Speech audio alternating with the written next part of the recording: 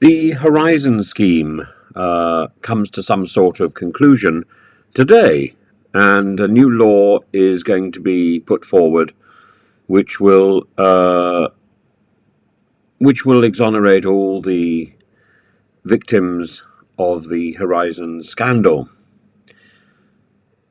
And this should happen by the end of July. Everybody should be paid by the end of July at least £600,000 each.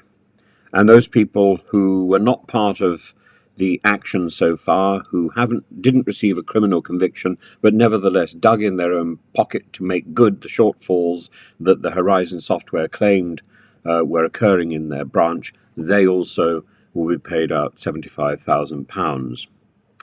And this is called the Horizon Convictions Redress Scheme, and the Rishi Sunak has said that he wants to make good on the promise to sort out this mess, a mess that callously tore lives apart.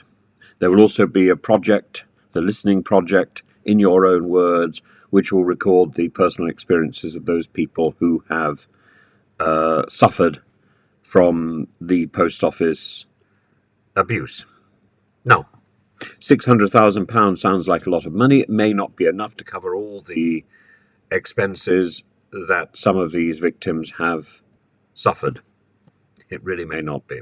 And it may not be enough to compensate for the years of misery that they have suffered at the hands of the authorities. We ought to be celebrating about this, but something sticks. Something makes me pause before I ring out the flags and say hurrah.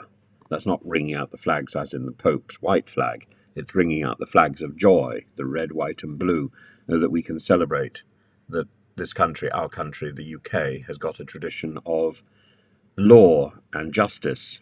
Oh, and that's where the whole thing sticks. Because here you've got an example of Parliament superseding the courts, of Parliament taking a legal decision, which really should be the courts. And the precedent this sets is very alarming.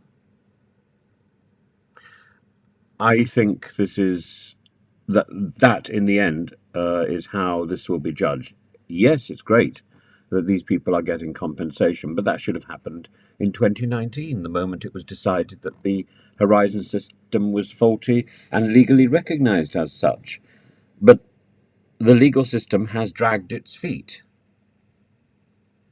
I think this law not only recognizes the validity of the legal foot dragging, but it then goes on and says that the government can actually make any law it wants. Now, there's two laws which the government, after today, there will be two laws that this particular government has enacted, which put the law courts in their place, and wrongly so. The first, of course, is the Rwanda law, and the second is this one.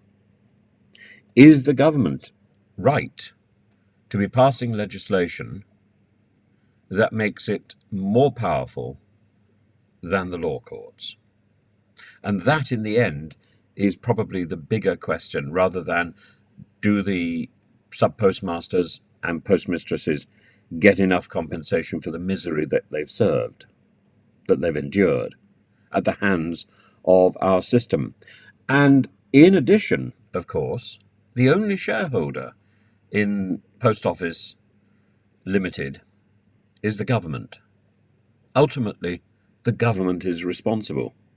But should the government be making a law to compensate these victims, surely that compensation is already implicit in the legal system. The legal system has just been on a go slow, but that is nothing new. All you have to do is talk to whistleblowers, let's say, in the NHS, and 20 years is nothing. 20 years of misery because of the intransigence of government and of law. Now, are we suggesting that every time the system is embarrassed into admitting its failure, the government should make a new law that overrules the power of the courts. That way spells serious danger for any democracy.